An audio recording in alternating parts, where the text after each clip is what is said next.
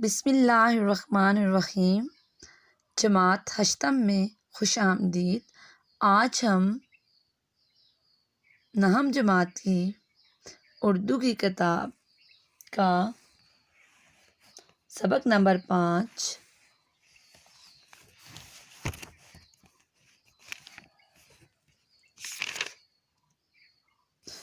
نسو اور سلیم کی گفتگو پڑھیں گے، جو کہ صفحہ نمبر 28 پر موجود ہے، جس کے مصنف کا نام ڈپٹی نذیر احمد دہلوی ہے۔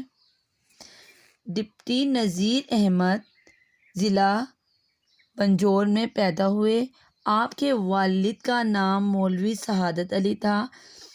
آپ جو ہیں اردو کے بہت ہی اچھے ناول نگار ہیں۔ آپ کے ناول زیادہ تر ناول اصلاحی انداز کے حامل ہیں، کیونکہ ان سے انہوں نے مسلمانوں کی اصلاح کا کام لیا۔ اگرچہ ڈپٹی نذیر احمد کی مقصد پسندی نے ناول کے فن کو کسی حد تک متاثر کیا، لیکن یہ مقصدیت ان کے اسلوب بیان کی لطافت اور چاشنی کو ختم نہیں کرتی۔ ان کی زبان علمی بھی ہے اور عوامی بھی۔ معاشرتی لطافتوں کے آئینہ دار محاوروں کے استعمال کا انہیں ملکہ حاصل ہے۔ بالخصوص عورتوں کے مخصوص زبان محاوروں اور مکالموں کو وہ استاد تسلیم کیے جاتے ہیں۔ نذیر احمد دہلوی کا شمار اردو کے ارکان خمسہ میں ہوتا ہے۔ آپ کے ناولوں میں مشہور ناول مرات العروس ہے، توبۃ النسو ہے، اور اس کے علاوہ بھی آپ نے بہت سے اہم اور اچھے ناول لکھے۔ آج کا ہمارا ناول ہے نسو اور سلیم کی گفتگو۔ اس ناول کے اہم کردار کون کون سے ہیں؟ نسو ہے، سلیم یعنی نسو کا بیٹا، فہمیدہ نسو کی بیوی، اور بیدار۔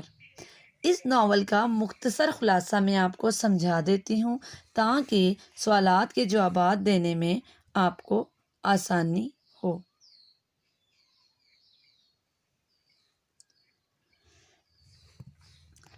اس ناول کا ڈپٹی نذیر احمد کو یہ ناول لکھنے کا مقصد تھا وہ یہ تھا کہ طلبہ کو جو ہے آداب معاشرت سے آگاہی حاصل کی جا سکے۔ اس ناول کو پڑھنے کے بعد ہمیں معاشرے میں اٹھنے بیٹھنے رہنے سہنے کے آداب سے آگاہی حاصل ہوگی۔ یہ ناول کچھ اس طرح ہے۔ ایک دن دہلی میں ایک سال ہیضے کی سخت وبا آئی، یعنی دہلی میں ایک سال ہیضے کی وبا آئی، جس کی وجہ سے ہر شخص ہیضے کی وجہ سے بہت زیادہ بیمار ہونا شروع ہو گیا۔ نسو جو کہ اس ناول کا ایک کردار ہے، وہ بھی ہیضے کی وبا کا شکار ہو گیا۔ وہ بہت زیادہ بیمار ہوا۔ اس نے جب دوائی استعمال کی اور وہ غنودگی میں چلا گیا تو اس نے خواب میں دیکھا کہ اس نے خواب میں آخرت کی زندگی کے بارے میں اس نے خواب دیکھا۔ جب وہ بیدار ہوا تو اس کا دل بہت زیادہ ڈرا ہوا تھا اور اسے اپنے خاندان کی بے مقصد زندگی پر افسوس ہونے لگا۔ اس نے گزشتہ زندگی کی تلافی کا عہد کر لیا، یعنی اس نے کہا کہ جس طرح بھی میں نے پچھلی زندگی گزاری ہے، میں نے اللہ تعالیٰ سے اس کی معافی مانگنی ہے اور اپنے بچوں کو اور اپنے خاندان کو آئندہ صحیح طریقے سے اور ان زندگی گزارنے کے طریقے بتانے ہیں اور ان کی اصلاح کرنی ہے۔ اس اصلاح کے لیے اس نے اپنی بیوی کا بھی ساتھ لیا اور اپنے خاندان کی اصلاح کرنے کی کوشش کی۔ تو نسو نے کیا کیا کہ اپنے بیٹے سلیم کو اپنے پاس بلایا، جس کی وجہ سے سلیم بہت زیادہ ڈر گیا کہ ایسی کیا بات ہوئی ہے کہ جو مجھے ابا جان اتنی صبح سویرے بلا رہے ہیں۔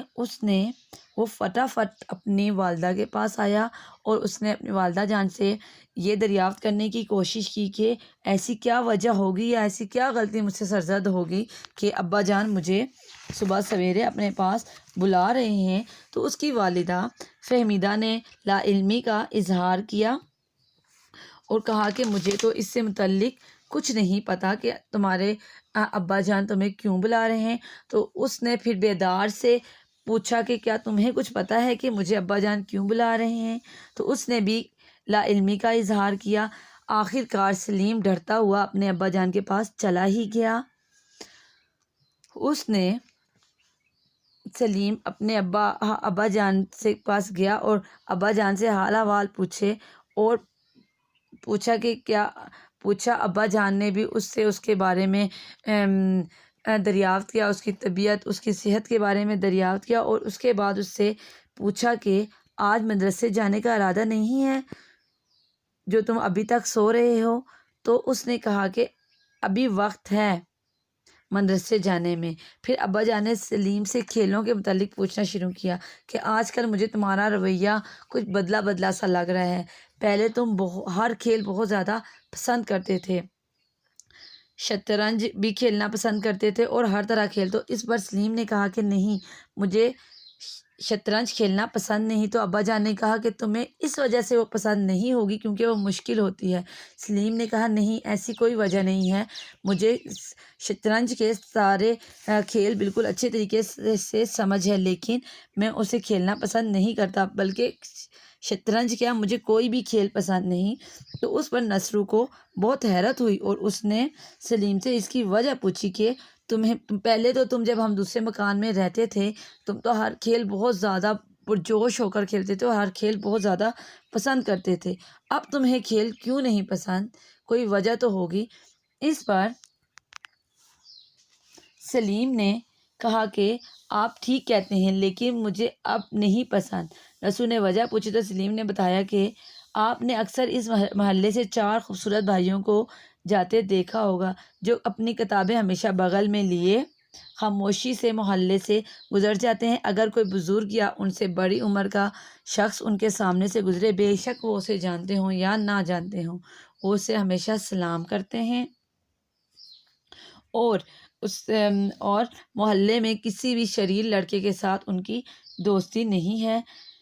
ابا جان نے کہا جی میں تو انہیں جانتا ہوں، لیکن تم ان کے بارے میں کیوں کہہ رہے ہو، ان کے بارے میں کیوں بتا رہے ہو؟ تو اس وقت سلیم نے کہا کہ ان میں سے ایک لڑکا میرا ہم جماعت ہے۔ ایک دن مجھے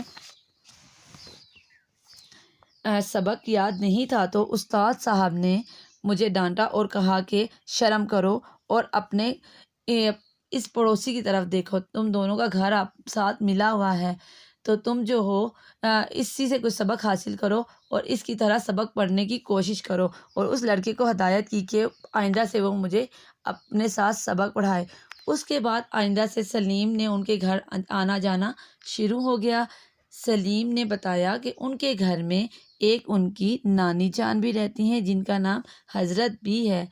سلیم کہتا ہے کہ ایک دن میں ان کے گھر جب گیا پہلی دفعہ تو میں بالکل سیدھا گھر جا کے ان کے بیٹھ گیا، میں نے کسی سے دعا سلام نہیں کی، تو بی اماں اس وقت نماز پڑھ رہی تھی، وہ نماز پڑھنے کے بعد فارغ ہوئی اور میرے پاس آئی اور کہا بیٹا تم نے تو مجھ سے سلام نہیں کیا، لیکن میں تمہیں دوائیں دیتی ہوں اور تمہارا حال احوال پوچھتی ہوں۔ اس وقت سلیم کو بہت زیادہ شرمندگی محسوس ہوئی۔ اس کے بعد سلیم نے اپنا معمول بنا لیا، وہ جو ہی ان کے گھر داخل ہوتا سب سے پہلے سلام کرتا اور بی اماں سے ملتا۔ اس طرح وقت گزرتا گیا اور سلیم روز بی اماں کے پاس جاتا اور بی اماں اسے مختلف قسم کی باتیں نصیحتیں کرتی۔ تبھی سے سلیم کہنے لگا کہ میرا ان تمام فضول کھیلوں اور باتوں سے دل کھٹا ہو گیا اور مجھے پتہ چلا کہ کیا طریقہ ہے معاشرے میں رہنے کا اور کس طرح ہمیں ایک دوسرے سے بات کرنی چاہیے اور جانا چاہیے۔ اس وجہ سے میں نے یہ تمام اپنی عادتیں ترک کر دی اور اب ہمیشہ اپنے کام سے کام رکھتا ہوں اور اپنی پڑھائی کے وقت پڑھائی کرتا ہوں اور بڑوں کی عزت کرتا ہوں۔ یہ سب باتیں سن کر نصرو کو بہت خوشی ہوئی۔ تو بچوں اس ناول سے ہم نے کیا سبق حاصل کیا؟ یہ ناول ہمیں معاشرے میں رہنے کے صحیح آداب سکھاتا ہے کہ ہمیں کس طرح رہنا چاہیے، ہمیں اپنے بڑوں کی عزت کرنی چاہیے اور بڑوں کی تعظیم میں جب بڑے بیٹھے ہوں آپس میں بات کر رہے ہوں تو ان کی بات کا نہیں ٹوکنا چاہیے، اور ہمیشہ جو ہے اپنے سے بڑوں کو، چاہے آپ انہیں جانتے ہوں یا نہ جانتے ہوں، ان میں سلام میں ہمیشہ پہل کرنی چاہیے، اور ہمیشہ اپنے کام سے کام کرنا چاہیے۔ محلے کے شریر لڑکوں کے ساتھ مل کر اولٹ پٹانگ الٹے کام نہیں کرنے چاہیے جس سے دوسرے تنگ ہوں۔ اس سبق کے مشکل الفاظ کے معنی فیرنگ کے صفحہ نمبر